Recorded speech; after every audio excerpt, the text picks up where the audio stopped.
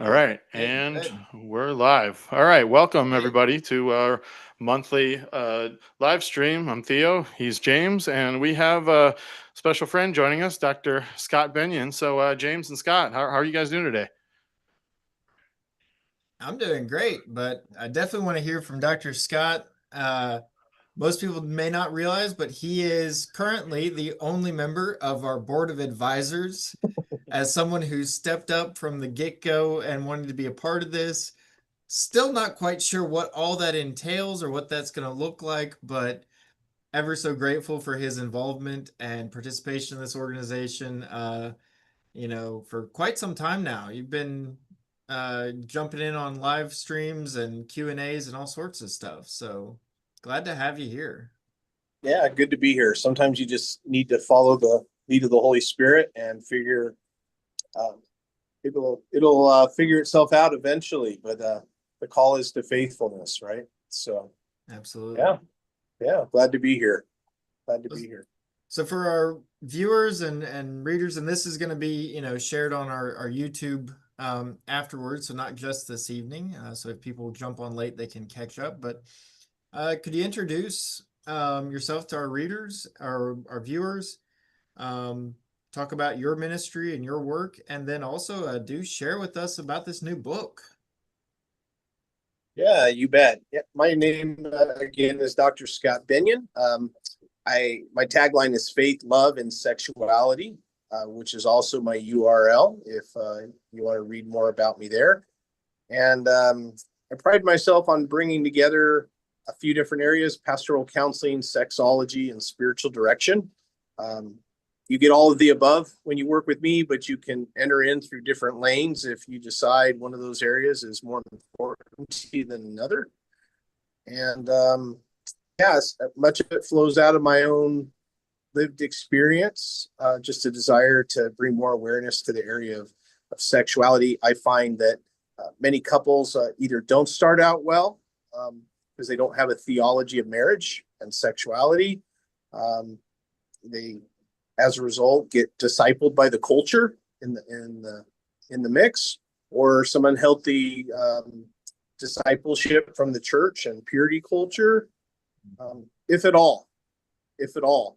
And then, if not at the beginning, many times when they're entering midlife or in midlife, they're starting to stall out in areas related to faith, love, and sexuality. And that's my effort to try to speak to that. And I don't think it looks like I have a blurry connection for some reason. I don't know if you can see the book or not. I'll put the title, the link in the chat. It's called Navigating Sexual Love in Christian Marriage, a Playful Pursuit of Purpose. And it just released, I think it's been about 2.5 weeks ago now. So if that interests you at all, I put a link there. I think that's a good link. Maybe you could check that for me, guys. Yep, I will copy it over there. Perfect. And share it with others. Absolutely. It's a pretty vulnerable release for me because it's not just about my anecdotal experience as a clinician, but it's also from my own lived experience. So I often say, once your own stuff is out there in the world, you have to really trust your identity in Christ, right? Mm-hmm. Because it's not our cleaning ourselves up for God that makes us worthy. It's His grace and cooperating with His grace and growing in virtue and holiness. I think that's what I would say. Maybe just a couple other things about the practice. It really is centered in Christian and Catholic anthropology, and not just bringing together good relationship science and psychology, but how to live a values-driven, virtue-centric life. Mm-hmm.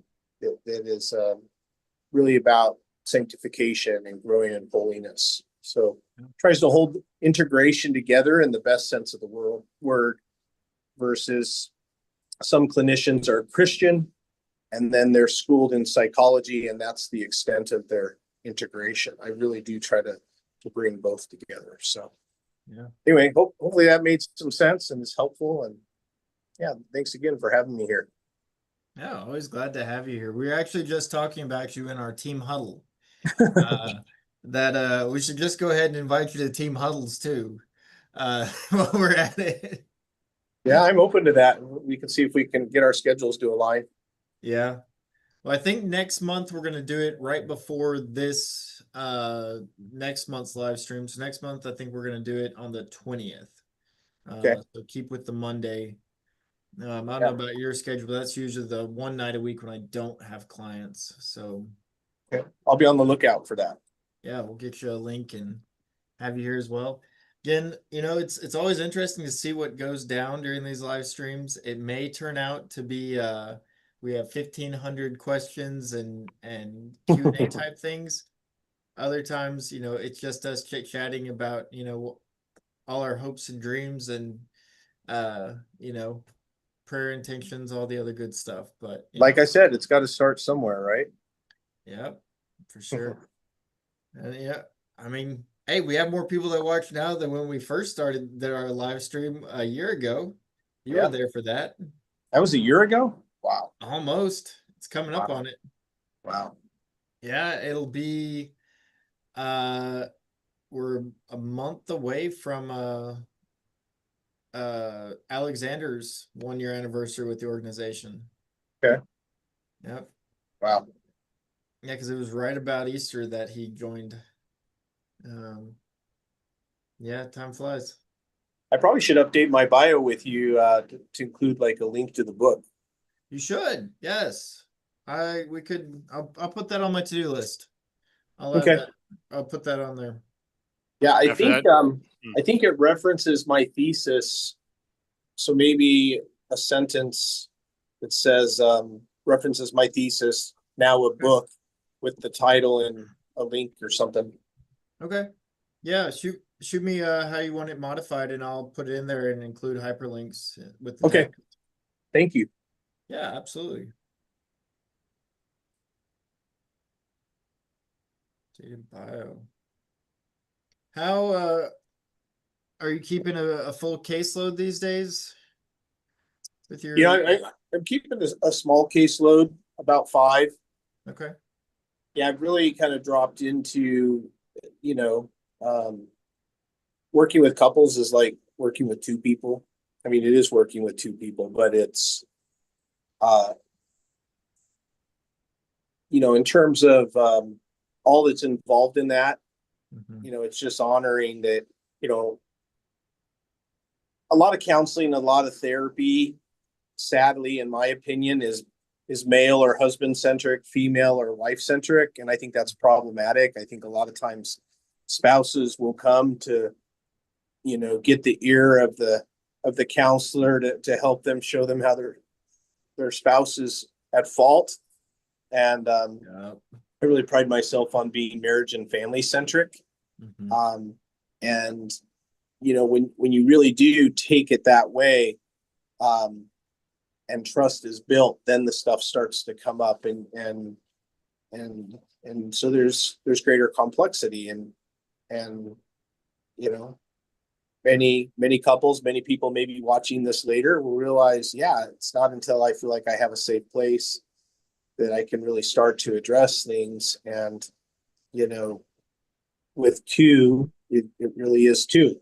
The marriage is my client, not either one of them, but there are 2 of them, right? And so Yeah. I think I've just really realized that with that, um, and my other role as a clinical chaplain at a VA medical center, that that's a good balance for me to do. And it keeps the passion going. I mean, I really love this work that we all do.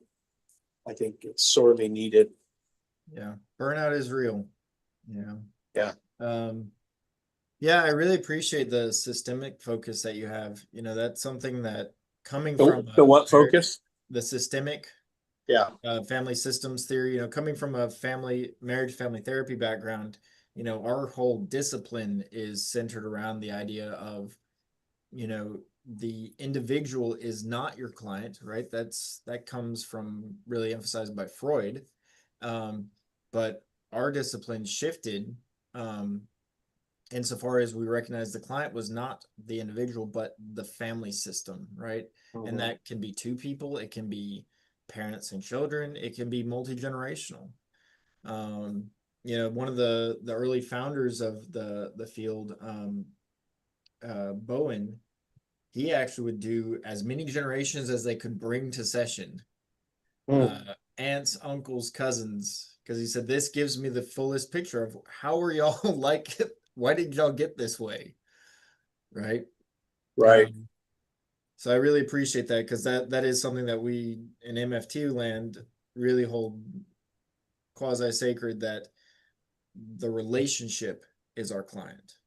Right. And because of that, we have that responsibility to the client for the good of the client. Well, in a lot of therapy fields, like you said, it's centric to one or the other, right? It tends to be based on the gender of the therapist, right? If it's female therapist, then she's focused on the wife. The male therapist focused on the husband.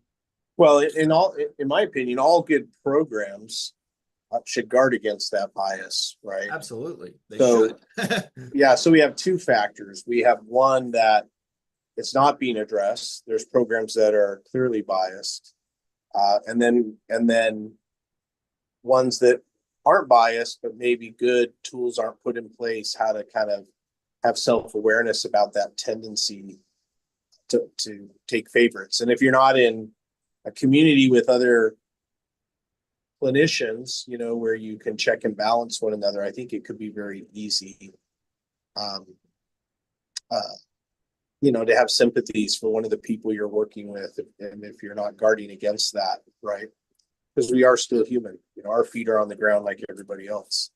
Absolutely, yeah. I mean, uh, as a coach, I'm no longer in like supervision or mentorship. I had a coaching mentor when I first started, but I will say I'm very grateful to still be in supervision as an MFT and as a sex therapist, right?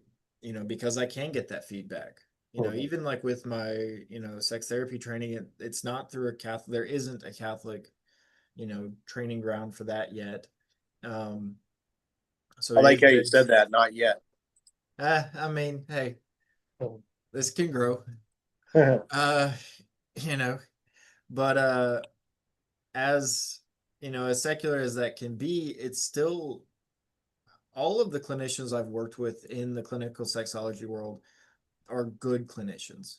Are they very secular and have very oftentimes perverse ideas of morality? Yes.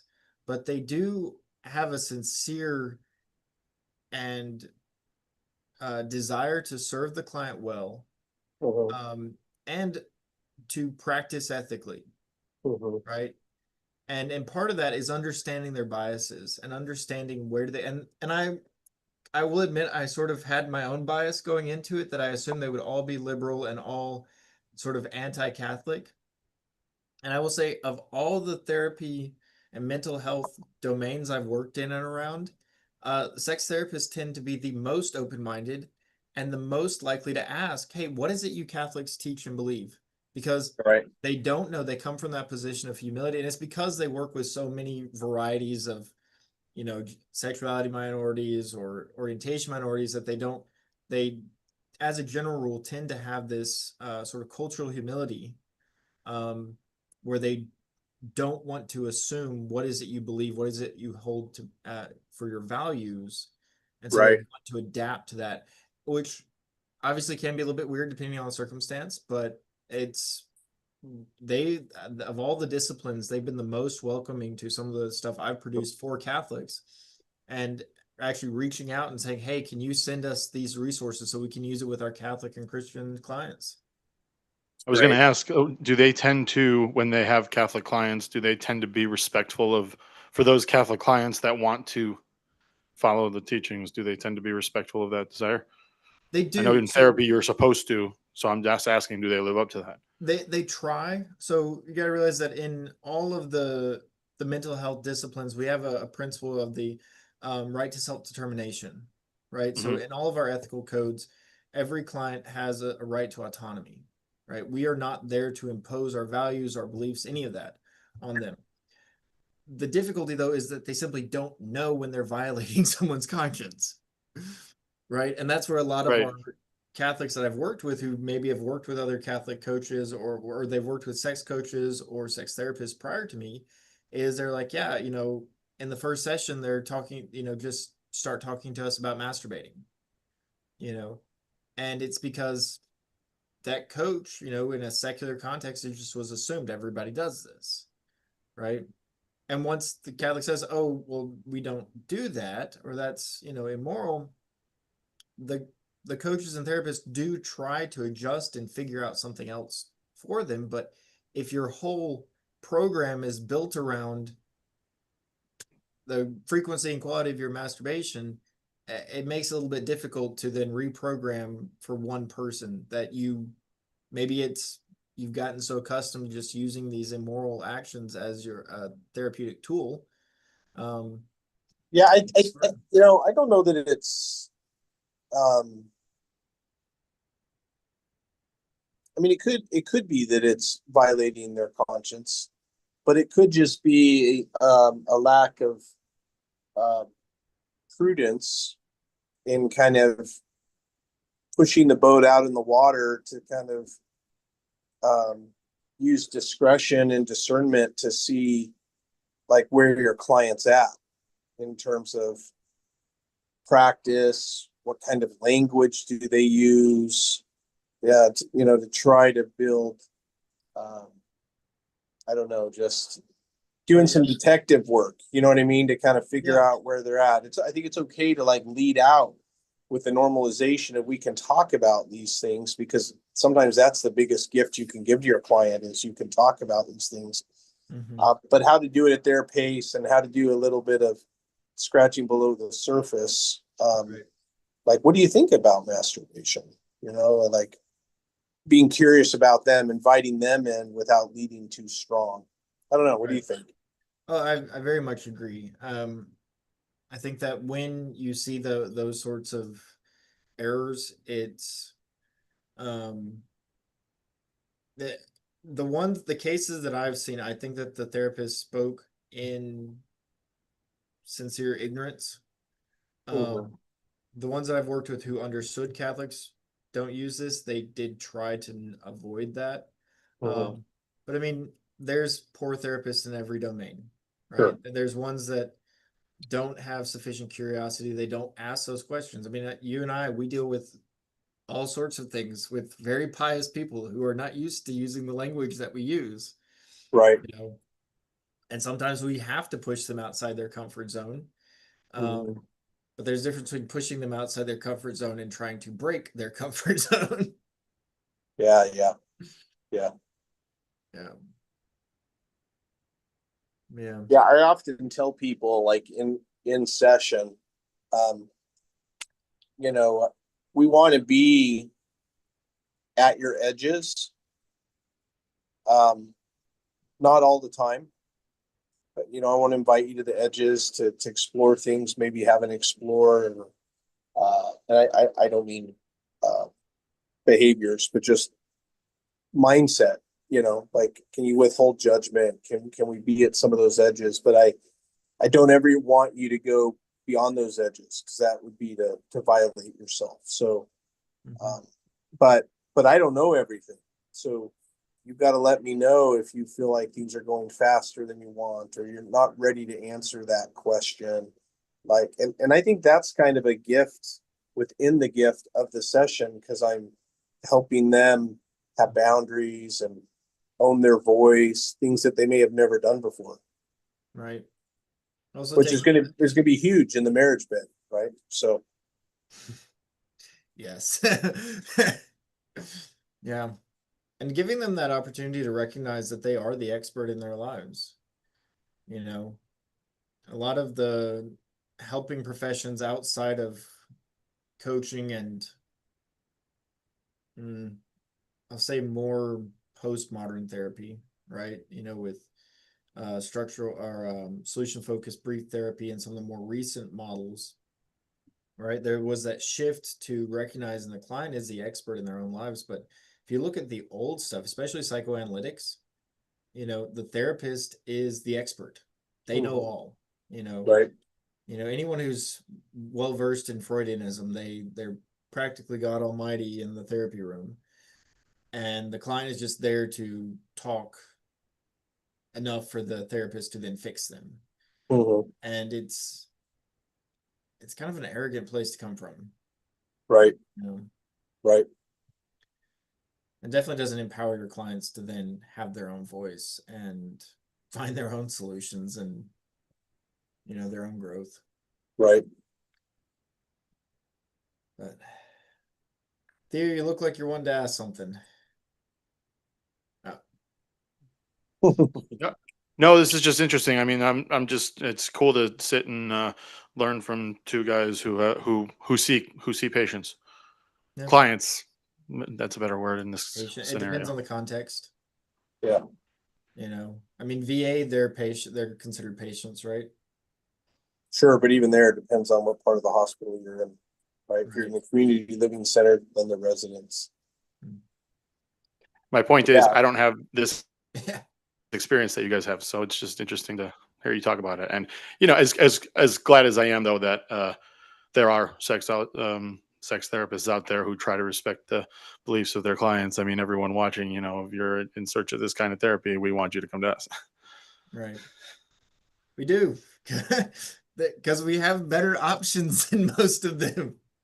Right. Dr. Scott and Yes. we're the only two, to my knowledge, we're the only two Catholic men doing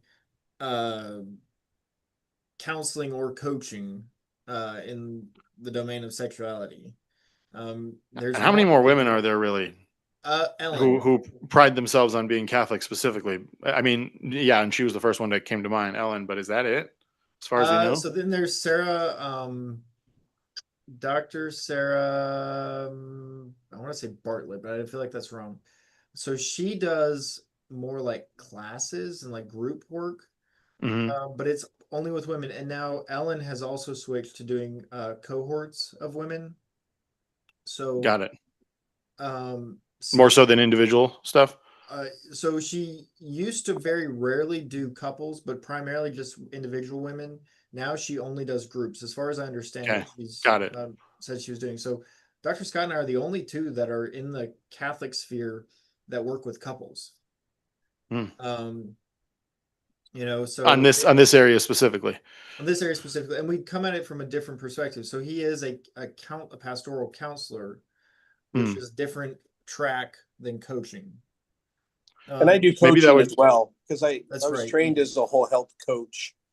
So as a Do you do those pastoral, things? Oh yeah, please. Sorry. no, I'll I was ask gonna if you say don't answer as a it. pastoral counselor and coach, I tend to be looking at the present and forward with being informed. So I tend to look at the present and forward, like where do you want to be?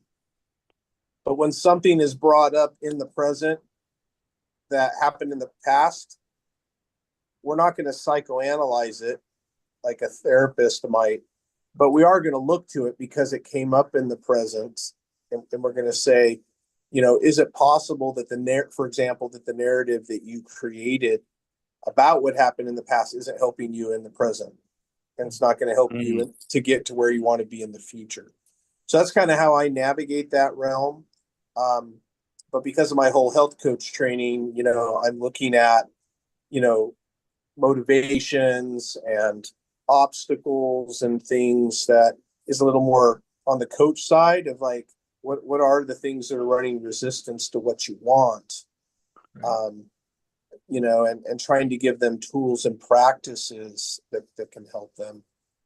You would probably know, better than me, James, who's out there, because you're kind of the research guy. That's interesting for me to hear that we're the only two men. I do know Dr. Julia, I think you say her last name Sadusky or Sadusky. She's an author and a psychologist. She's one of the people that endorsed my book. Actually, I was really flattered. She's a Catholic. Oh, nice. And actually, she mentioned in the endorsement that she was, really glad as a Catholic psychologist that this was out there as a tool. So Yeah, that's interesting if we're the only two men. There's one Catholic, to my knowledge, there's only one Catholic ASEC, so American Association of Sexuality Educators, Counselors, and Therapists, long title. There's only one who is ASEC certified in the country. But because he practices strictly as a therapist, he only works with couples in Ohio. I believe specifically Cincinnati. Who's that? I forget his name. I came across him probably a year or more ago. What about Popcheck? Is that how you say his last name? Popchak, so Yep. I don't think he's ASEC credentialed, so he doesn't work specifically as a sex therapist. Okay, that's the distinction you're making. He has shifted more to counseling rather than He's a pastoral counselor like you, Dr. Scott. Right. Yeah. He shifted to pastoral counseling where there's that heavier, I would say a distinction would be, because again, people oftentimes ask like what's the difference between like therapy and counseling and coaching, right? Therapy tends to be the most treatment oriented is how I would describe it. If like you talk about a trauma therapy, you're not going to say a trauma counselor, you're going to say a trauma therapist, right? It is a treatment modality. We are diagnosing an issue, a mental health concern, and we are treating it. Counseling is, I feel like it kind of bridges the gap between therapy and coaching, right? There's a sense of we can kind of deal with all of it to a degree, but especially with pastoral counseling, there's a greater focus on the spirit and not just the mind. Would you say that's accurate? Oh yeah, definitely. As a pastoral counselor, I can touch all the dimensions of who we are, including the spiritual. A therapist can do that, but they have to be a lot more careful because of their license. My credentials are board certification, not licensing. And I can unapologetically speak about the spiritual domain. And I do with that.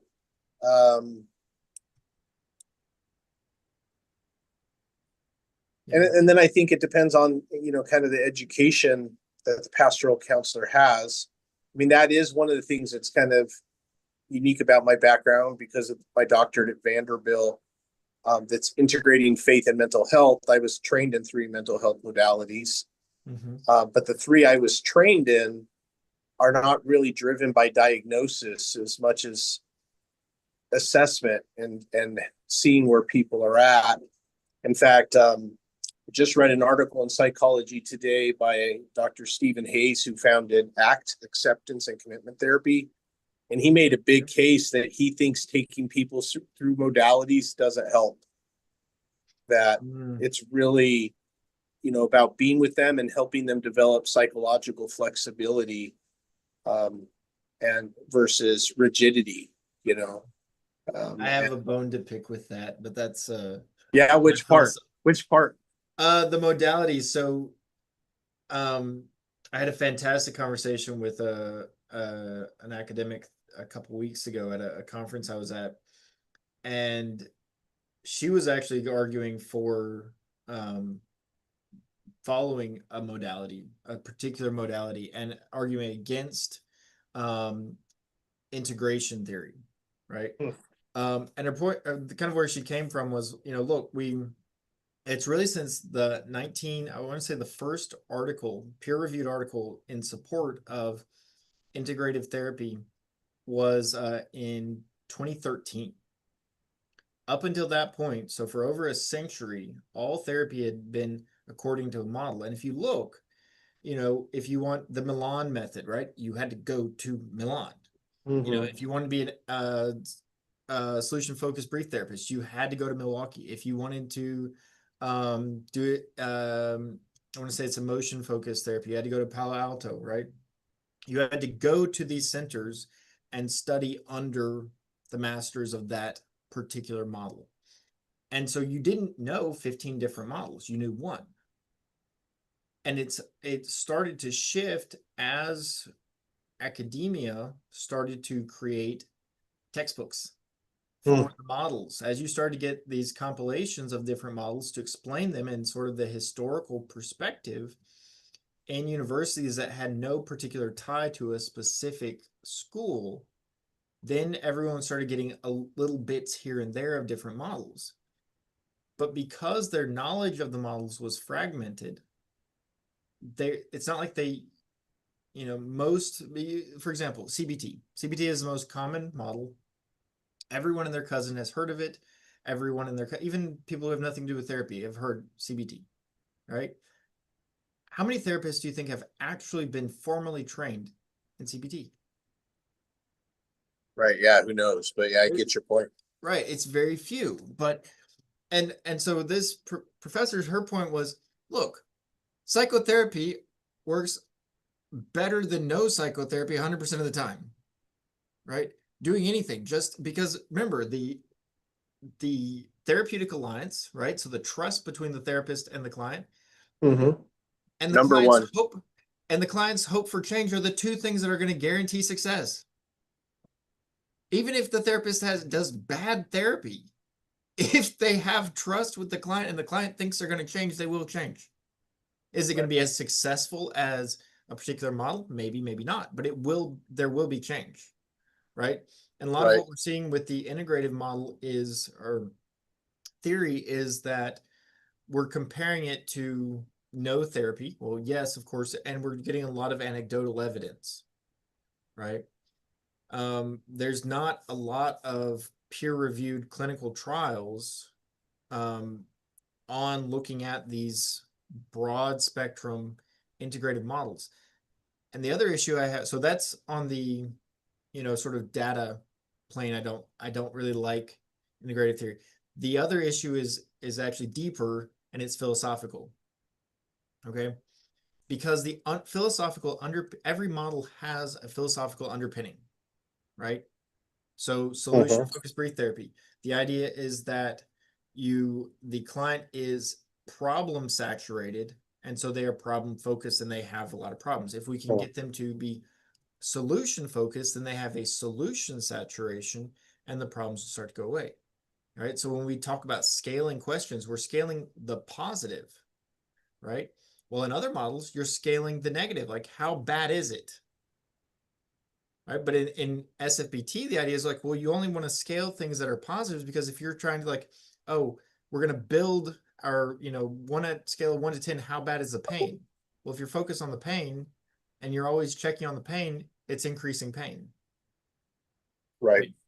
So the philosophical underpinning of like CBT, because CBT and SFBT are the most common. So for those listening, solution focused brief therapy and cognitive behavioral therapy are the two most common kind of models out there right now, and they get mixed willy-nilly, but they have vastly different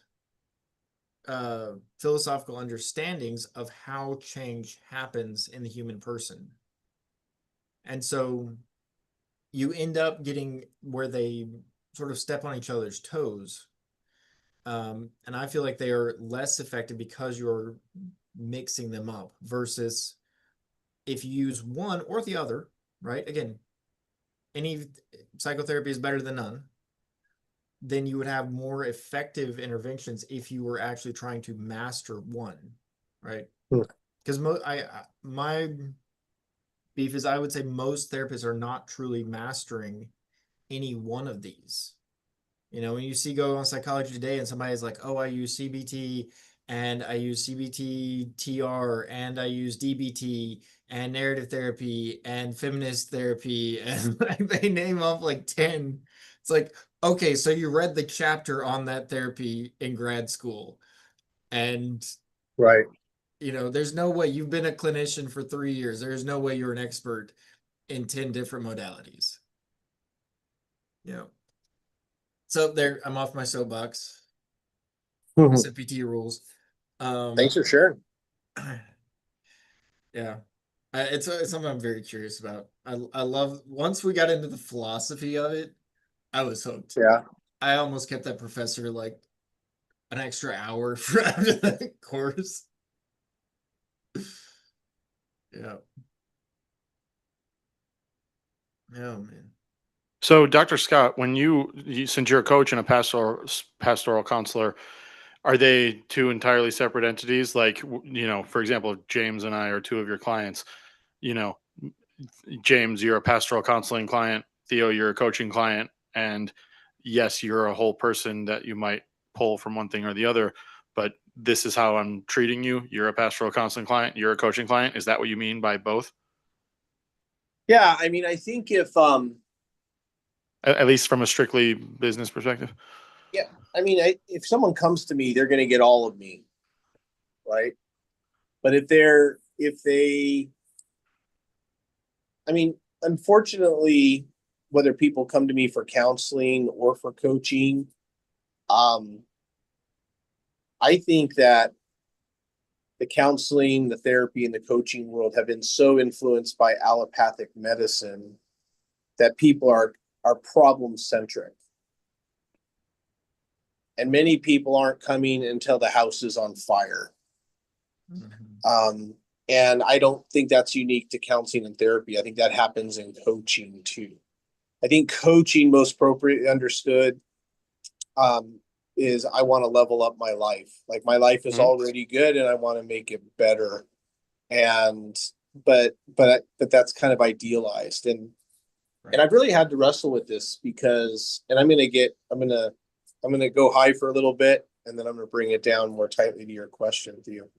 But I've really been spending time with this, and I think, if you think about some of the apparitions from the Blessed Mother, they're very much about this. The last attack is going to be on the family, right? That battle between God and Satan, the family is going to be at the center of it. So it makes sense that more people are coming, that the house is on fire, and even if they don't come immediately, like maybe they come and they are talking that level up language. After a few sessions, when you start to poke around and they start to trust you, you realize, they've got some things that really haven't been dealt with in a while.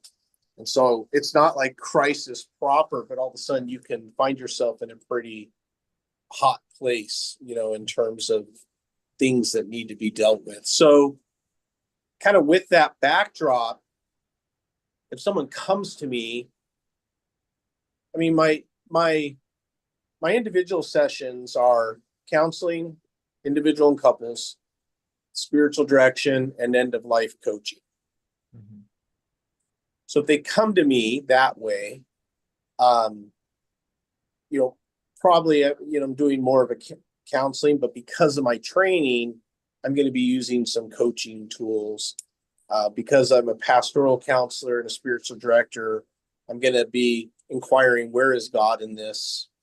I'm going to be talking about how do we bring the Holy Spirit in to do the healing work that only He can do. I might do some listening prayer with them I might do some, renunciation and announcing of the truth. That's going to be, that's very integrationist with our Christian worldview and counseling. But if I have an individual package for counseling and I have an individual package for coaching. And the big difference there is they get more access to me with a coaching package.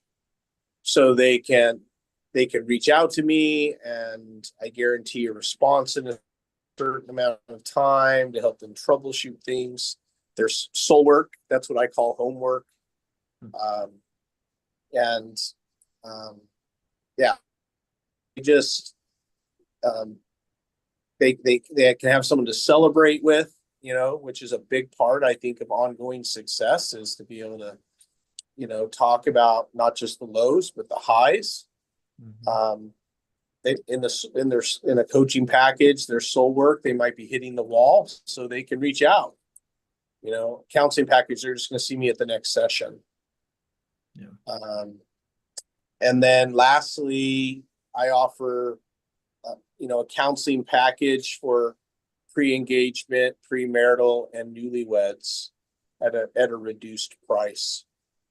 And that's all an effort to try to help people get, good theology, skills, tools, and practices at the beginning. Right. Did I answer your question, or did I? Yes, absolutely. Thank you. Yeah. Probably, and then some. I think you also touched on really one of the beauties of pastoral counseling too, in the, you know, your formation, right? Because each of us clinicians come at this, whether we like it or not, from our foundation. You know, like your foundation is as a pastoral counselor. So when you add coaching to it, like you're still a pastoral counselor, right? You're still going to have that mindset and trajectory, which is what, you know, sort of informs all of your work. So like you talking about the spiritual aspect is central to your work, you know, and it's going to be an element regardless of how you look at it, right? Sure. Yeah. But if someone came to me directly for spiritual direction, you know, like if that's what they wanted, I mean, that's at a completely different price point, and it's really focused. Right. You know, I'm not going to be talking, I mean, stuff might come up, but my goal is to really help them with ongoing conversion and nurturing their relationship with Jesus and learning to attune themselves to the Holy Spirit and to grow in virtue. And although my counseling and coaching is virtue centric, if we're in that spiritual direction place, we're going to really just spend time helping them discern the Spirit's leading in their life. And in the language of St. Paul, what do they need to put off and what do they need to put on to grow in greater intimacy with God? And similarly, I think in doing end of life coaching, I'm really going to stay in, you know, how they're doing with the loss or the anticipatory loss that they're feeling. So, and yeah, I mean, that's my commitment to them where, you know, if someone was having grief, but they realized, you know, in the midst of losing their longtime spouse, they don't really know who they are, then that's more of that counseling realm, right? Me helping them kind of build not just a new normal, but maybe build a life. Yeah. So part of why I was bringing that up is also it was making me think about the differences in how we address it. You know, I've also studied theology for years and was in seminary as well, but my formation was principally dogmatics. So even when I mean, I do moral theology like a dogmatist. You know, don't have like I obviously I have studied spiritual theology too, but it's not where I come at it nearly as strongly as you do. You know, and that I think is the beauty of that pastoral counseling. You know, looking at oftentimes we could, if you and I address the same couple, I'm sure we would address it entirely different ways. Sure. You know, because you know, I am principally a sex coach, right? So I'm working with the Plicit model, very much that coaching, forward focused, moving you from point A to point B, you know. Right. And then when we bring theology in, it's simply to answer a question. Is this moral or not? Yes or no? Boom. Okay, we have the answer. Move forward.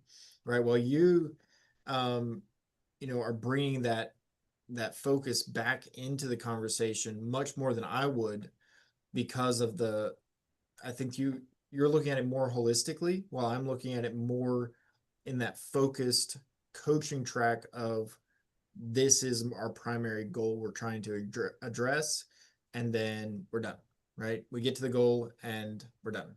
Yeah, I think so. I think I mean, this is a good shameless plug for you two to pick up my book. I think you'll get some of it in there, and hopefully you'll write a review if you pick it up. But yeah, there's you know, I start with a historical, you know, overlay of what I call the radical no and the radical yes.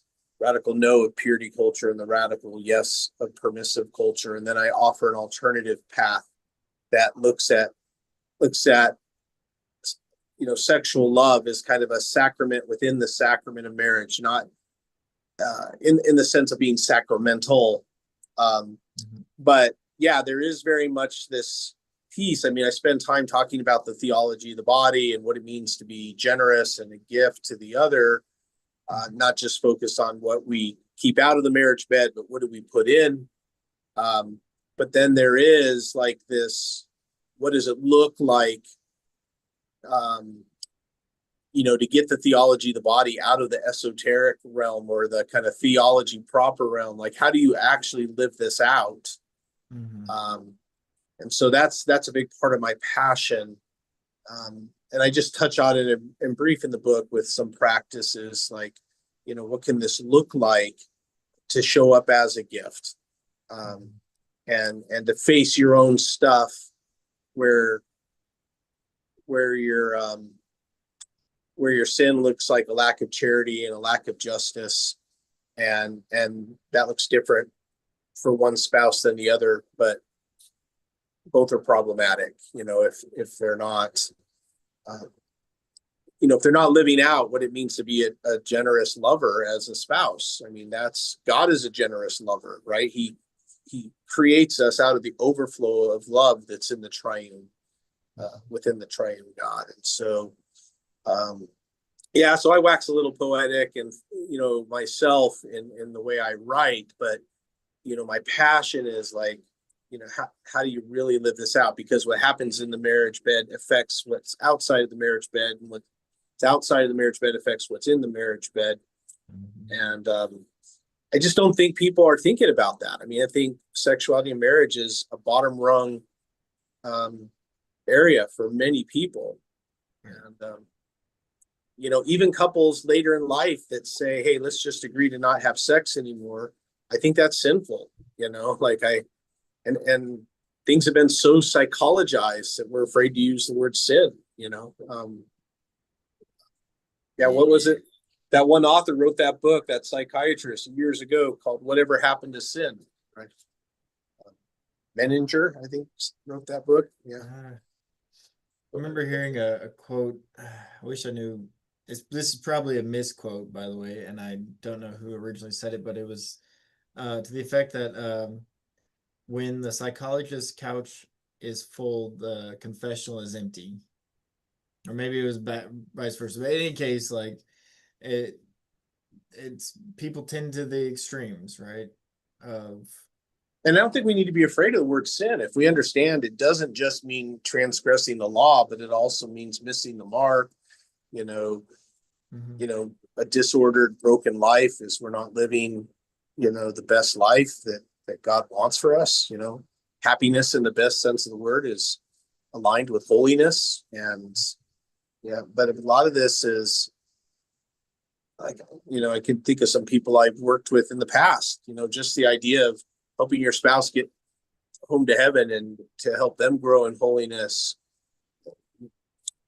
There are Catholics that aren't even thinking that way, so there's a lot of work to be done. For sure. I can feel, I get passionate. Sorry if I sound preachy, folks, but I mean, you are a pastoral counselor, so it goes with the territory, right? So I am a former, before I became Catholic, I did have a different life as an Anglican minister. So, but so. I didn't realize you were Anglican. Huh. Yeah. Interesting.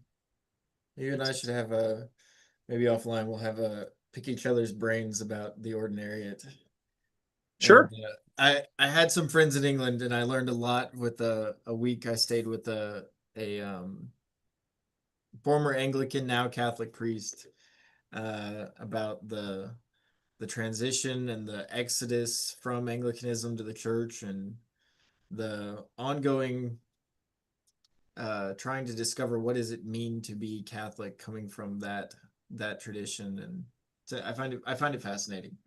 Well, some of that, again, because of my book comes out of my own lived experience too. Some of that journey is in the book, from growing up LDS to migrating through Protestantism to Anglicanism. And then at the last minute, I decided to write an afterword that, talks about my conversion. But I mean, it wasn't the only thing, but Catholic moral theology and just seeing the beauty of the Catholic Church's moral teaching and theology of the body, that there really is so much grace in the church. For a long time, I used to say there wasn't enough grace in the Catholic Church for me, and I was wrong. I was wrong. So now your comment about the purity culture makes more sense, because I knew you had been Protestant, and I was like, but I didn't think you had been evangelical. So I was like, I wonder what his experience with purity culture was. But coming from LDS, like, oh, yeah, so I don't think LDS. I'm going to spoil the book for you, but it's still a good read. Yeah, but I would say LDS is not purity culture proper. I mean, that is an evangelical that emerged within evangelicalism, but LDS church culture definitely has its mores and things around sexuality. Yeah, I'm going to stop there. So you have to go back. I know. I'll have to read the book. Yeah, see, I mean, look at it. It's not that big. It's accessible. Yeah, I do. I need to read it. I'll have to get it as my next walking book. Get on the treadmill and read. Yeah, here's the I feel moved. I don't know why, but here's one of the endorsements. Okay. Navigating sexual love in Christian marriage feels like discovering water in the desert. This book is an answer to prayer for Christians genuinely seeking to embrace a holy vision for marriage, while also grasping for approaches that leave behind shaming scripts. Benion's work is masterfully integrative of the wisdom from various Christian traditions, offering a holistic framework for marital intimacy that leaves room for the Holy Spirit to heal and transform hearts from the inside out. As a Catholic clinical psychologist who specializes in sexual development and Christian faith, this resource is one I'm eager to be able to recommend wholeheartedly to married couples and single people alike. Awesome. That's one of my favorites. But yeah. Anyway, they're all great. When you ask for people's endorsements, it's a pretty humbling process. I believe it. Yeah. Well, if we ever get the bookstore back open, we'll have to include it. That I still have a case of Love and Responsibility in my closet. Oh yeah. I got that Pop Jack. I got a bunch, because when we shut down the bookstore, we had to do so quite hurriedly because I had gotten orders. And Megan, at the time, we just had too many. She's like, I can't do this. We have to shut it down. So we ended up with just a case of books that I just ordered 2 weeks before I got orders. And it's like, oh, thank you, Army. Is that by is it Emmerts or No, Love and Responsibility is John Paul II. Oh, I thought you said Love and Respect. Yeah. No. Yeah. No, yeah, Love and Responsibility. It's the only text that I've seen by a pope. He wasn't pope yet when he talks about it, who talks about clinical sexology. And maybe Francis does somewhere else, but it's in Love and Responsibility, where John Paul II specifically talks about receiving what we can from the field of sexology. I was like, yay, he's acknowledging it's a real field. Yeah. It's good. Yeah. So yeah, got that. Of course, Pop Jack's book, and then yours will have to add to it. That's all. There's so many things on the to-do list. Having an online store, as much as I would like to have that so people can just find it all there. Me too. Right now, it's easier just to give people links to Amazon, because the time commitment of packaging. I mean, there was a time there I was spending 2 hours every evening just packaging books and stuff to send out, and that was taking away from time to be able to write. And now with the coaching practice being where, I mean, I'm now up to a dozen clients currently. Nice. And because I start my clinical hours for my therapy licensure in July. So Okay. I get to bring on supposedly another dozen. So that's going to be fun. Oh, to be young again. Yeah. Lots of energy. I don't know about that. Since 30, it's not as much as it used to be. Yeah. Just But, wait. Just wait. oh yeah, I'm sure it'll get more fun. Well, hey guys, I allotted an hour for tonight. I'm gonna need to sign off for now, but it's been great to be with you. It's good, always good to have you. And again, we'll have to get you on with the team huddle next time, and we can talk and brainstorm and get your insight into all of our projects. And Yeah, I'd love that. yeah, well, it's good to have you. Thank you so much. I know that you're in our prayers, and we count on Yeah, your prayers thanks. as well. Yeah, likewise, likewise. Well, be well and God bless. God bless. Thanks so much, Dr. Scott. It was great to chat with you. Talk to you soon. Yeah. All right. Bye. Bye to you. Yeah, that's always fun. I wish we should have gotten him on sooner. I was it just started out with just you and I, but we really I'm glad we got him in now. It's only our fourth one, so Is that our fourth? I think so. Are we still getting a lot of interest in it? You talking about these? Yeah. I don't know. It looks like it. We'll have to just, I think you got to give these things time to see how they play out. Is it growing as far as you can tell? We did decently last time. Yeah, that's true. We had quite a few comments. Our friend from was it annulment proof? Got I find his tag name or his handle interesting. Annulment proof. Uh, does he ever talk about happiness? Because I've known plenty of Catholic couples that never got divorced, never got annulment, but they weren't happy. Do you have the live stream open at the moment? I do. I believe he's watching us again. Hello, John. Howdy. Okay. Hope you're well. Yeah. Hope you're doing good. I don't know that we'll have you on. I like Unless you want to pay a large amount of money. Yes, I mean we are a nonprofit, so hey, It's going to cost you. if you want to donate money, that would be fantastic. And then we'll think about it. But we'd rather not. So if you're that desperate, you're gonna have to pay for it. Yeah, the thing is, With all I due just like respect. to chit chat on here. Like, I don't actually like to debate. Um, I spent too much time in Aristotelian style philosophy program where it's just we conversed and would try to pick apart each other's ideas, but it was never like trying to push an idea, or it was No. it was that traditional sense of dialogue of seeking the truth.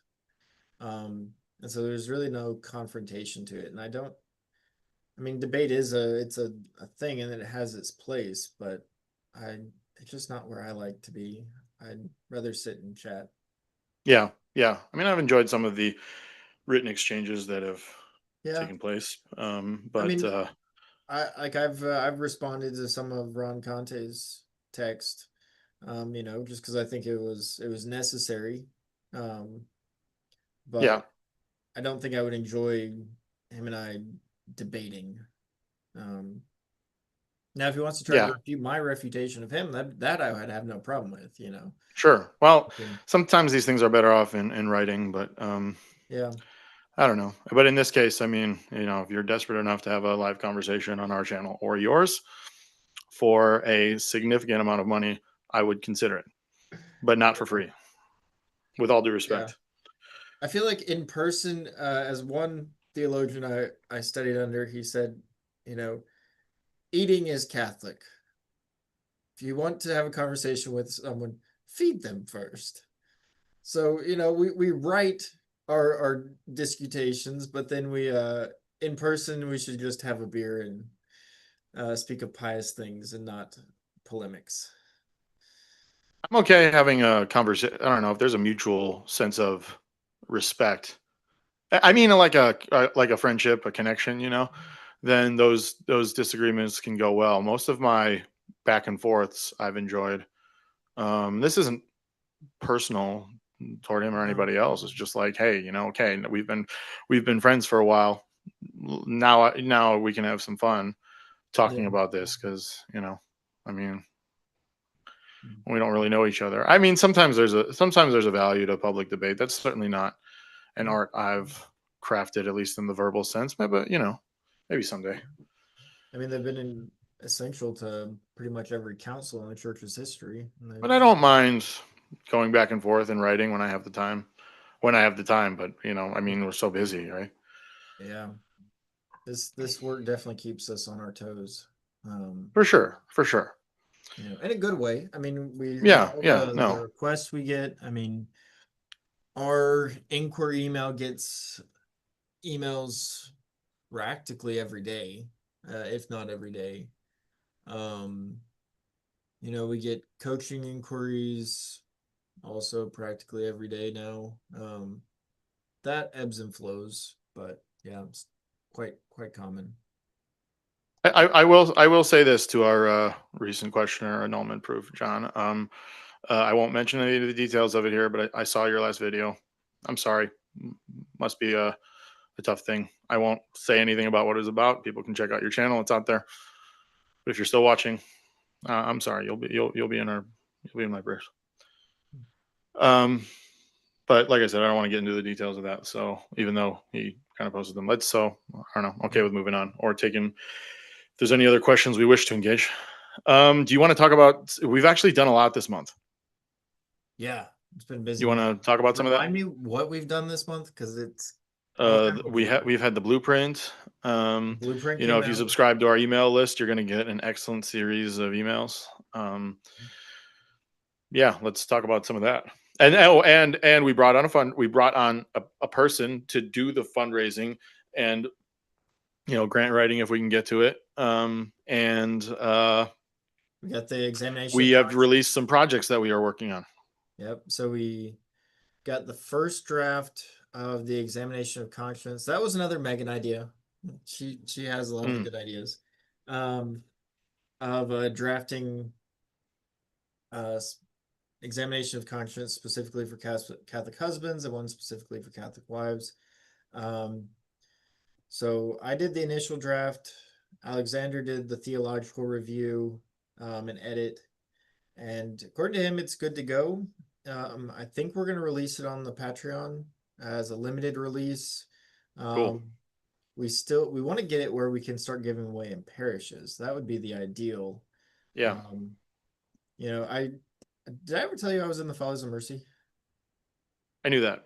Okay, Yeah, you mentioned it. Yeah. Yeah, You so were in one the of their Fathers of big Mercy and then you were in the Institute, right? Yep. So one of their big things is their examinations of conscience. They have a little trifold. They used to have two different versions. I think they only have one now. One was had catechism stuff in addition to examination. But anyways, it's a fantastic little examination. And they don't sell them. I think that parishes just have to pay shipping. And they'll send a case at a time. And that's what I would like to get with ours. Ours are a little bit longer. They don't fit in a trifold.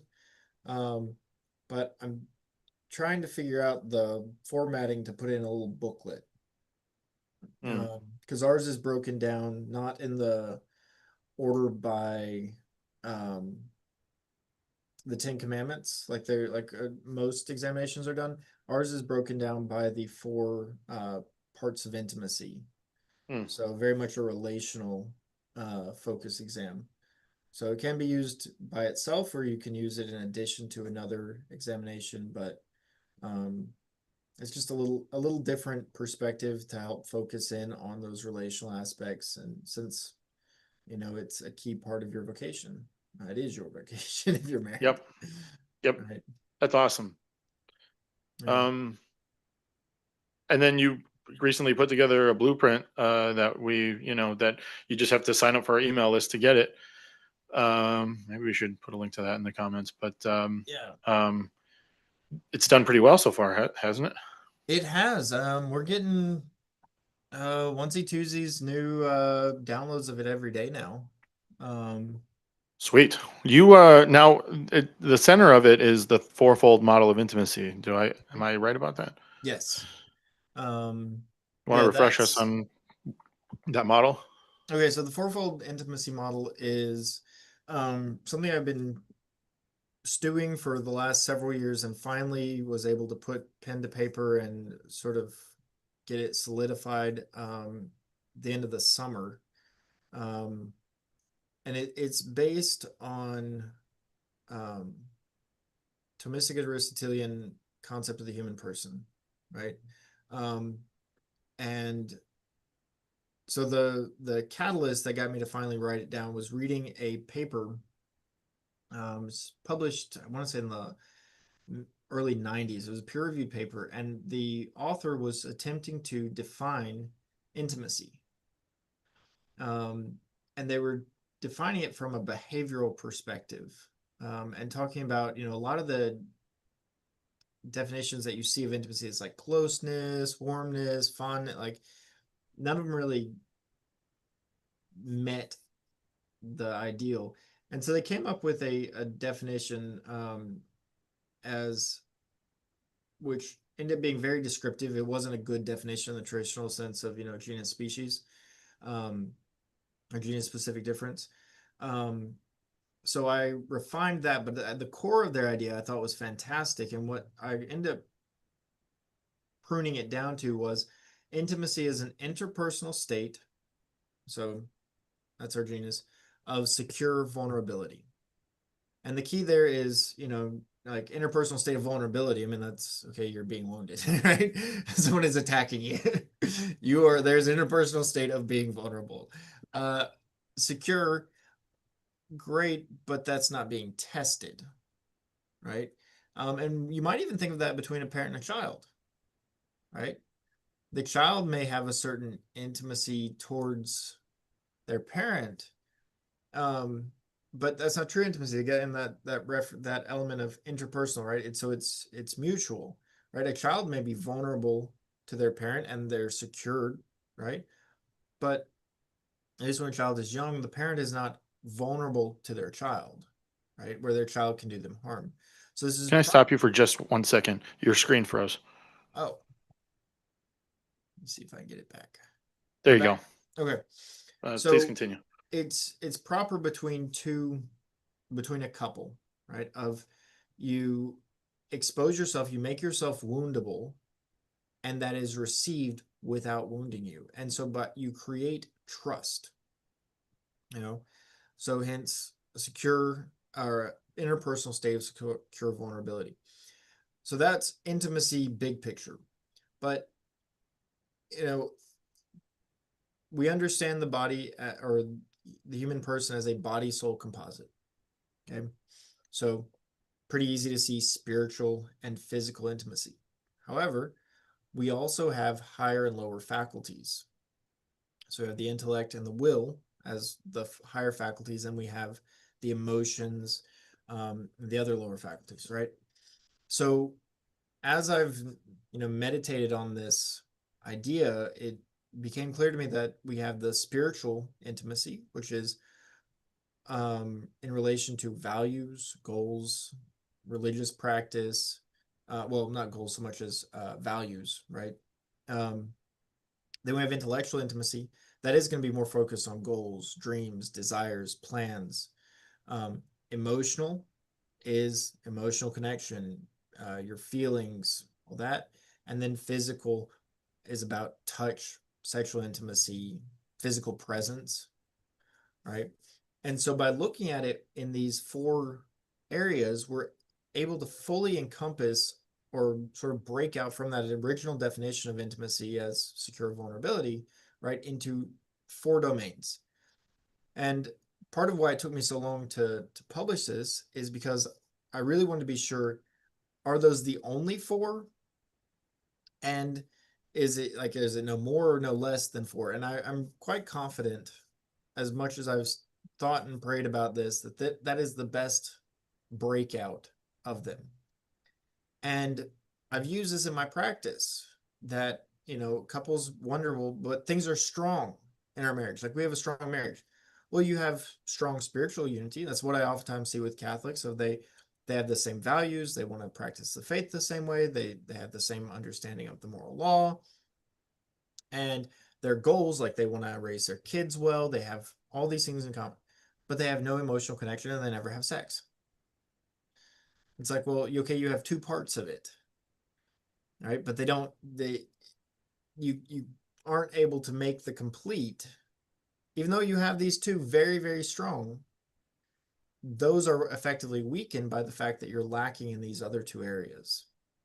And so I give the image I use is of 4 interlocking rings. And if you pull on one, you're holding, say, on the one over here, you pull one, it'll force all of them apart. And if you push one in, it's going to pull them all in. And so, because I also have that foundation in solution-focused brief therapy, I sort of apply this model sort of within SFBT of what are your strongest areas and how do we increase the strength there to pull the weaker parts in? All right, what can we leverage from your spiritual intimacy or intellectual intimacy to build your emotional intimacy? Right? So you have common goals and dreams. So talk about that. Oh, that's building, yes, it's building intellectual intimacy, but it's also spending time together, right?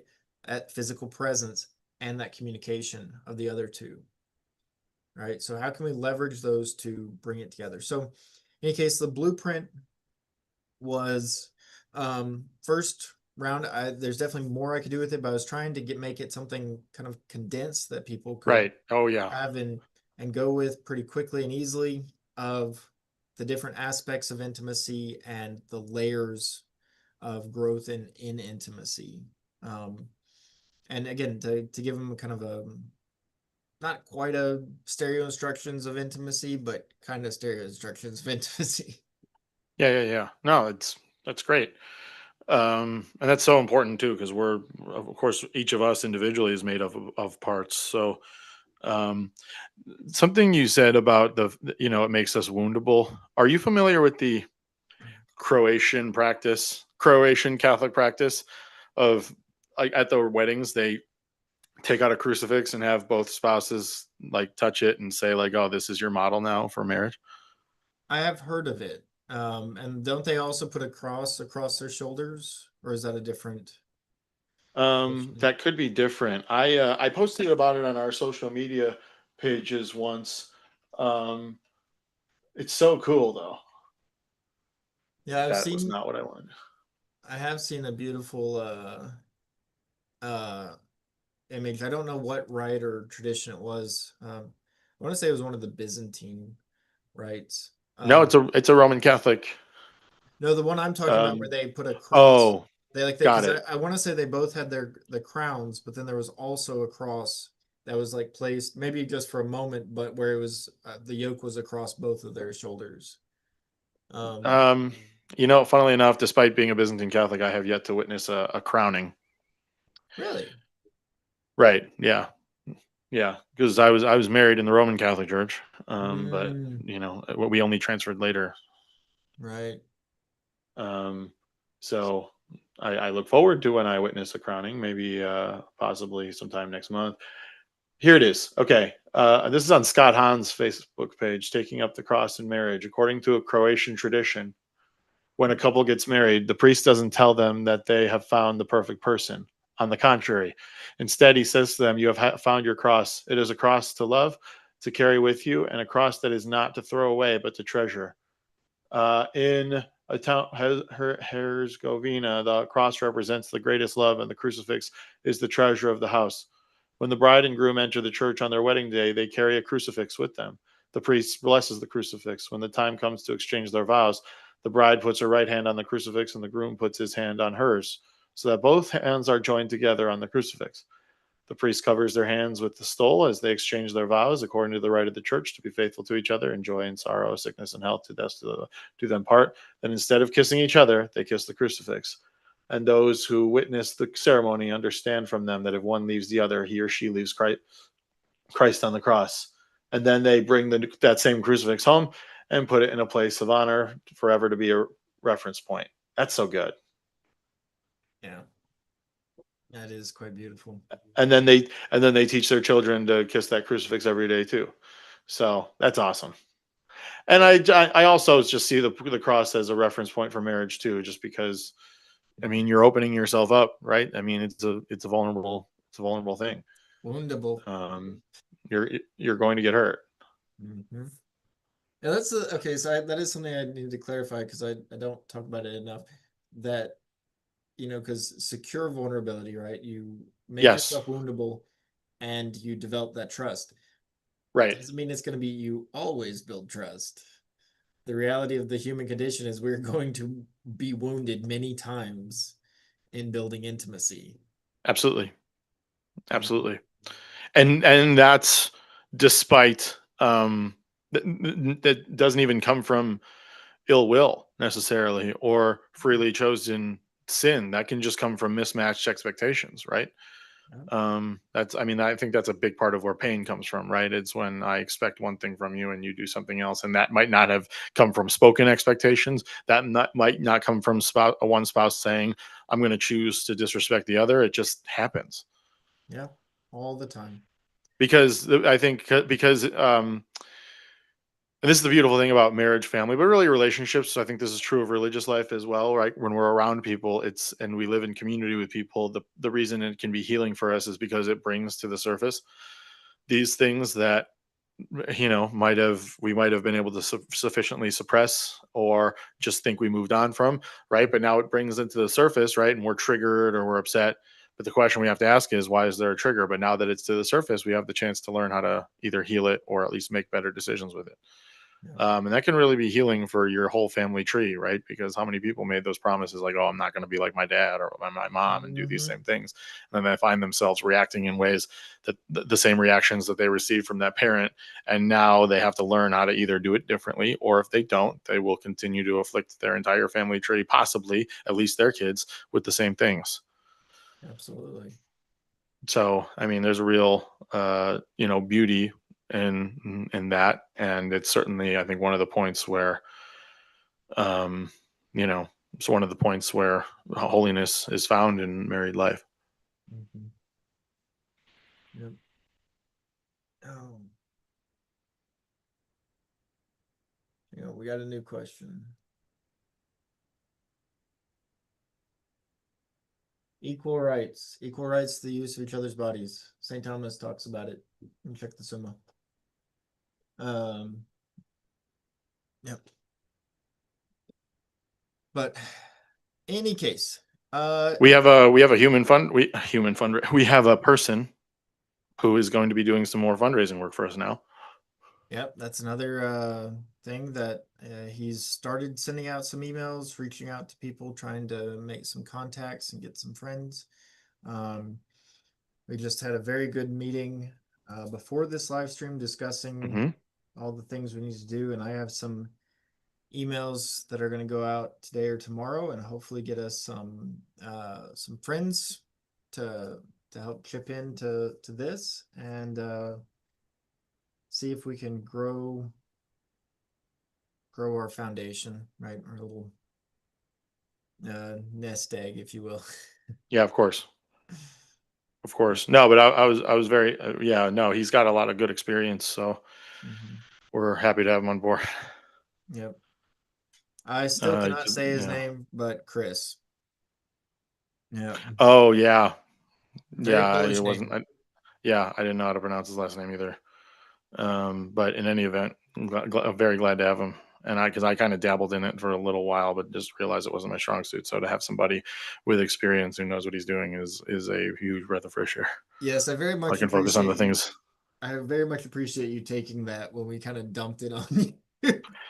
I mean, now I can focus on the things I like to do and do better. So Yeah. no, You've it's definitely it's a grown good, our social media. That's been fun to see. The and I've enjoyed doing activities. it. Yeah, yeah, I've enjoyed doing it. I mean, it is a process some days to be like, well, what do I want to post today? Yeah. Yeah, seeing But the all the movement around our different accounts, and I mean, yeah, for we're sure staying consistently over 200 viewers a day. I think we on the are at the website. longest stretch we've ever had of over 200 viewers a day just on the website. Plus all the traffic we have on Facebook and Instagram, I think is the highest we've ever had. Um, the Patreon is growing bit by bit. Yeah, Uh, that was impressive to see today. yeah, it's up to 16 I don't know. I managed to get myself locked out of the account. Alexander has the other login information, but and so I don't know how many are paying. But that's 8, a nice. Is half it of eight? them. Have them awesome. Um, and then we still are growing with the number of monthly donors. We're up to 9 with that.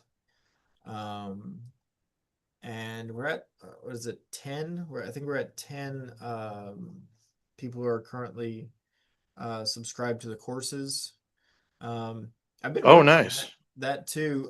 So there's definitely more to be done with the um uh sex ed for married Catholics course, but that one takes a lot of work per lesson. Yeah. I was able to make a lot of progress in that the before I had my active duty orders with the Army, because it typically takes a solid 8 hours just to prepare one lesson. Yeah, it makes sense. Makes a So lot of sense. I haven't really had time to work on that, but I have been working on the 52 dates for Catholic couples. Um, and so the way that one's set up, have you seen that? No, what I actually no. I think I should have access to it, but I have to go back and You look and sh see if I do. you should. But it's fun. So I have it set up where you can't just like you can see all of the dates, the title, but once you subscribe to the thing and it starts, but it goes 1 week at a time, so you can't just jump around. Oh, Like there's a sequence to it, and there's actually a couple. I'm really impressed. There's one couple, so each week it asks like, "Did you go on the date this week?" And there's one couple. I want to say they're like 6 weeks strong. They've gone on the date each week. that's Um, awesome. yeah, I've never interacted with them before. I think they the first time I've ever seen their names pop up was when they subscribed to that, and they started date one within a few days, and they've been doing it every week. It's kind of like, wow, that's pretty cool. That is pretty cool. I didn't realize that that was the model. Otherwise, I was going to suggest. So, sometime before getting connected with you, my wife and I bought a poster of like 100 dates or something. Mm-hmm. So it was just a thought, like, oh, maybe we I should like make to one. scratch them But off. yes, yes. But if you Mm-hmm. like it to be a mystery, then then maybe that defeats the purpose. But Yeah, or there's we so can. many fun different things to do, different I ways to do know. it. Um, Yeah. like those they're more spicy than that, but the Aria boxes, have you ever heard of those? No. It's like a couple's subscription box. So each month you get it's like ideas for a date, and it may have like a little board game or a little thing, but also will have like lingerie in it as well.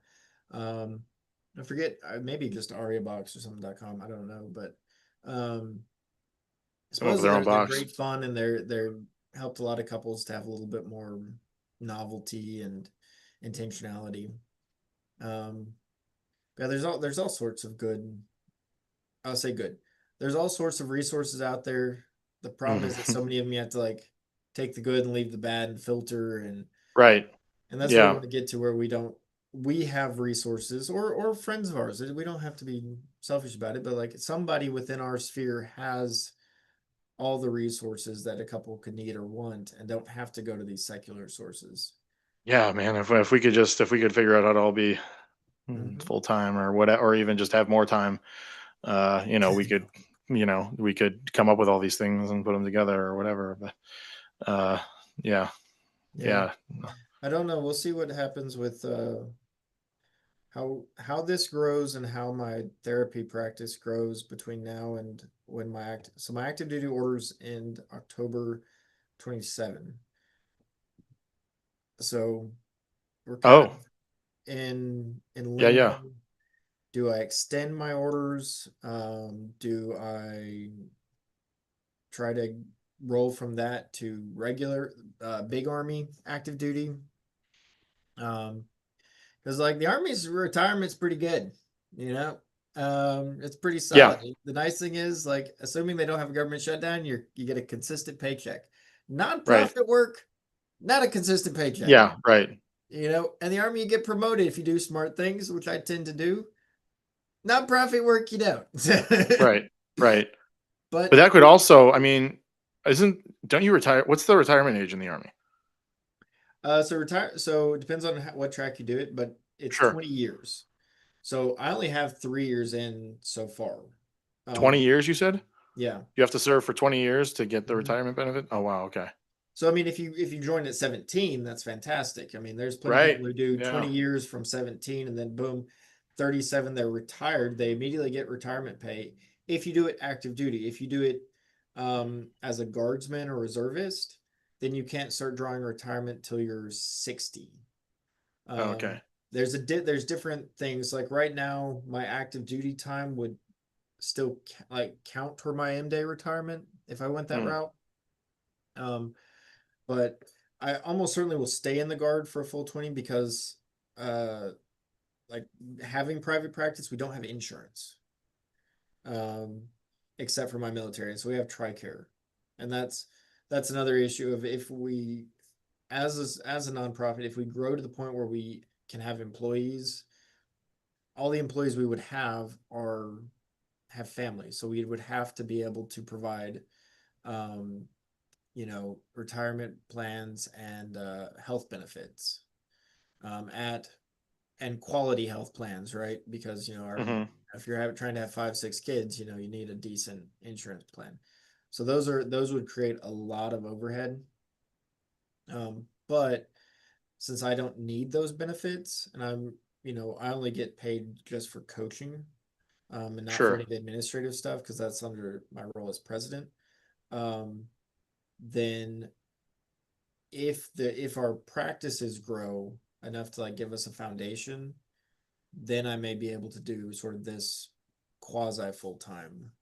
hmm hmm But it's gonna depend. It also depends on how many um, sex therapy clients I get. So Sure. when I start my clinical hours starting in January, I will be able to take actual sex therapy clients where we can diagnose. Only in the state of Missouri or anywhere?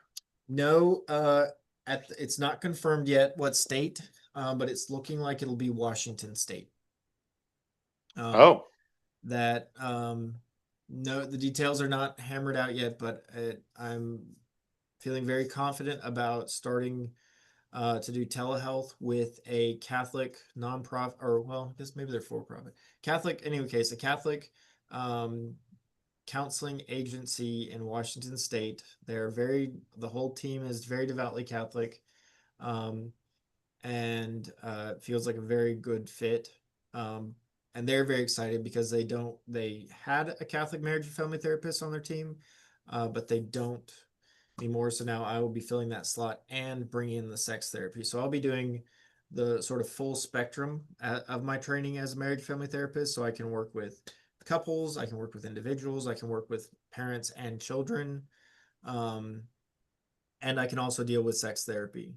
And the key with that is um, my scope of practice is larger hmm because as a coach, I'm very much on, okay, here's where you're at, here's your goal, point A to point B in very pragmatic, practical terms. And it's very short term. Like it's very rare for me to have a client more than 6 or 7 months. Um, right. In therapy, we don't have those same constraints because therapy can be long term. Now, I do use, again, solution focused brief therapy. So it's brief, but that brief, you have to realize, is relative to psychoanalytics under Freud. In Freud, you were considered, once you started therapy, you were in therapy for life. Mm, Um, so definitely not to that degree, but it could be longer term, as in looking at months or years of work sure.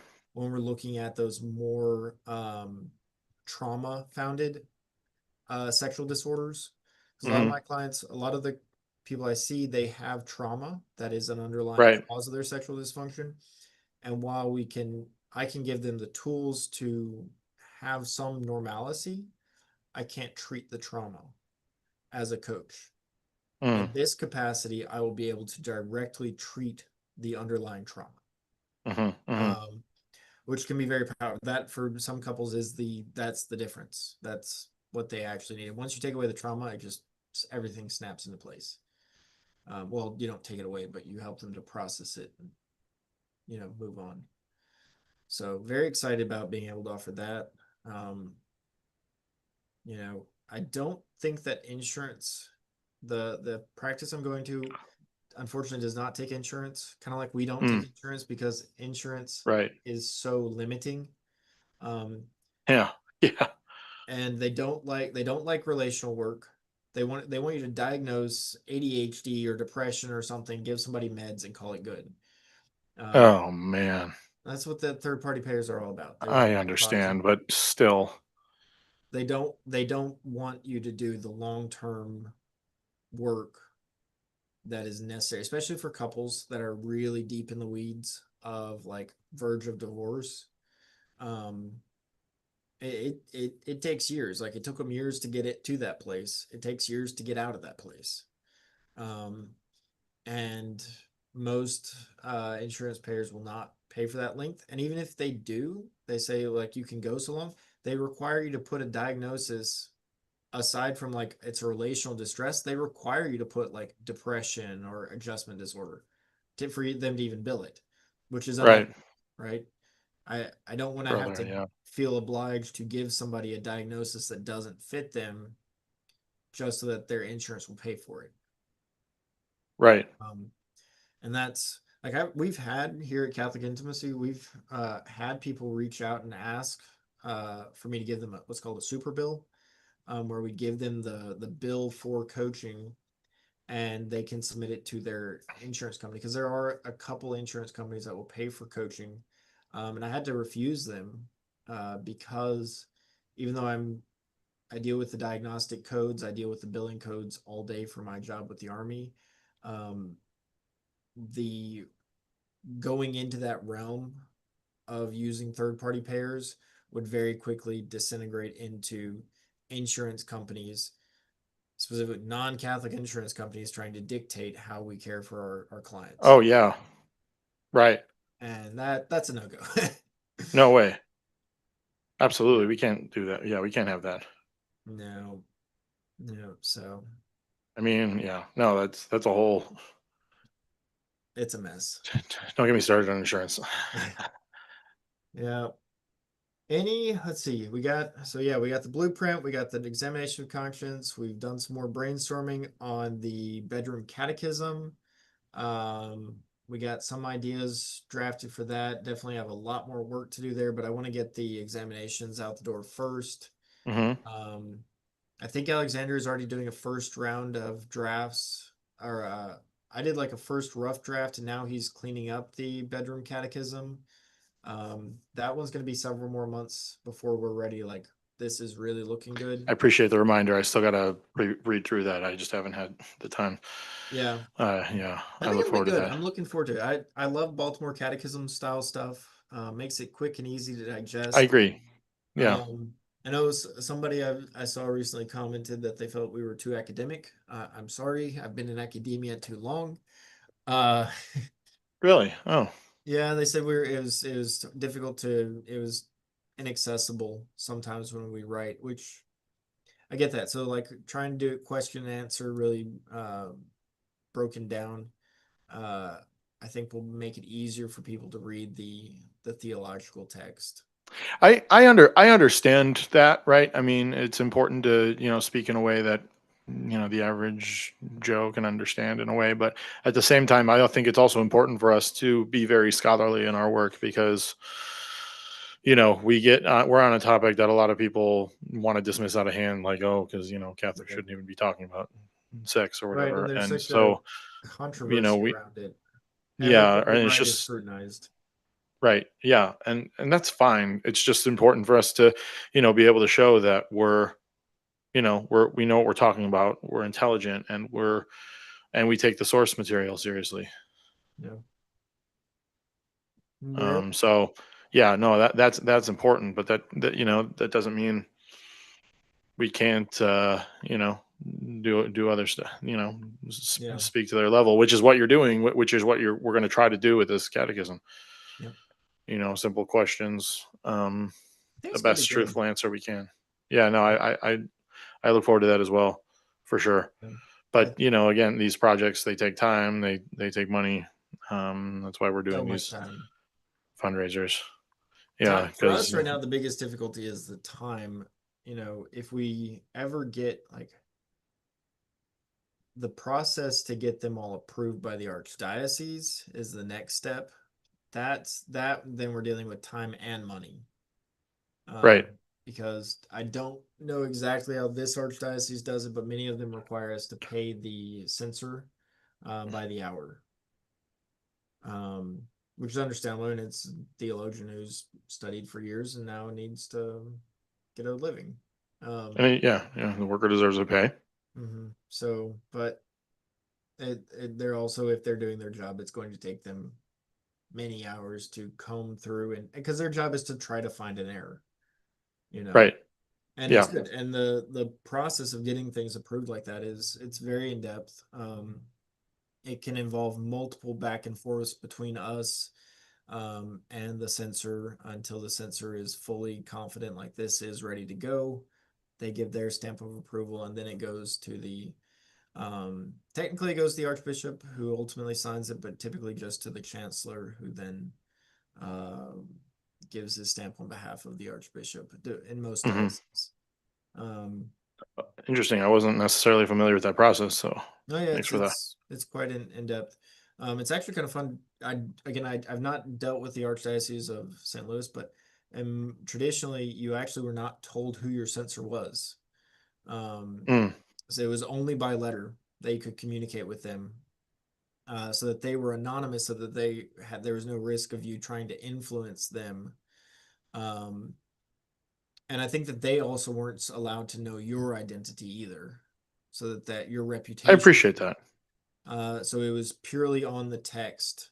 And so you could defend, like if they said, hey, they could say, highlight something, say, hey, this is wrong, or, explain further, right? And you would have an opportunity with each correction to either just straight correct it, or then say, well, here's why I explained that. And then they may say, okay, well, if you're going to use that explanation or that logic, then you need to explain further for clarity. Um, but I mean, it could be multiple times back and forth until it's finally approved, which is good. If you have Yeah, a it's good good. sensor, it should be like that, Yeah, not I agree. just okay, cool, done. Um, so again, I am very hopeful that the examinations we can get done with that way. That would be proper before we can distribute them to parishes. Um, but then also the bedroom once we get the bedroom catechism done, I think that will probably be the first thing that we formally publish, if we have the funds for it. So if we have the funds for it, we're going to do a self-publish, probably paperback copy. Mm. Nice. I forget the website, but we used to use it all the time when I was a seminarian. There's um, you just upload your text and you can format the cover and everything, and print it off. What if we released parts of it on the Patreon? So that is in process. That is a step we're going to do as a digital release. Um, and we may still do a digital release, like we may do a Kindle version or Mm. Amazon, because we can use publish through Amazon, where they do the paperbacks. Oh, cool. Mhm. That's one of those. Man, I wish I knew what more to do for the Patreon. Um, I know we have some early release stuff on there. It's like I said, I think it's just a matter of time. With Right. more time, we could, kind of maintain that in a way that gives a lot of incentive, and then of course the main website. Yeah. But we're just kind of, doing what we can here. All right. I do hope to have the examinations on the Patreon today or tomorrow. Oh, cool. I'm gonna try to have them the final draft, or just the out. I mean, it's just the normal, not no fancy formatting. It's just gonna be the text. Yeah, yeah, But that way people can start to use them and hopefully give us some feedback. yeah, yeah. Um, and help Oh us man, I to, don't know if I had a chance to look at that yet. I might have to go through our Slack conversation and see if yeah, to it's go there and I just check missed it. that out. Um, yeah. Speaking of which, I need to start tackling some of those projects because we have a lot to do and a little time to do it. And then I got to get up and go bright in the morning and try to fix the hole in my roof. So, Oh man, I'm sorry about that. say la vie. It'll all work Yeah, out. yeah. Yeah, of course it will. But no, this is good. It was good to have Dr. Scott on. It was good to have a chance to chat with you as always. And yeah, thanks so much, man. Thank you. All right, everybody. Well, thank you for listening and for tuning in, as always, with James Walther. I'm Theo McManigal, and thank you for joining today's live stream. We'll see you next time. God bless. Glory to Jesus Christ. Amen.